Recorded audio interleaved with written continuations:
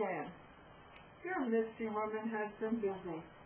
I have written a very new, exciting sensual tale.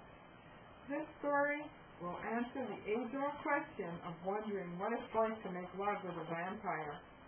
I'm sure this will thrill and satisfy your curiosity to learn of a very sexually charged meeting between a woman and a vampire.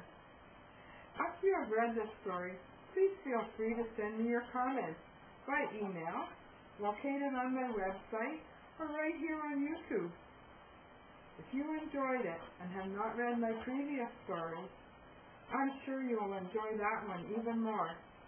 Both my stories are located on my website, which is www.fantasyfulmoments.com. Well, bye for now.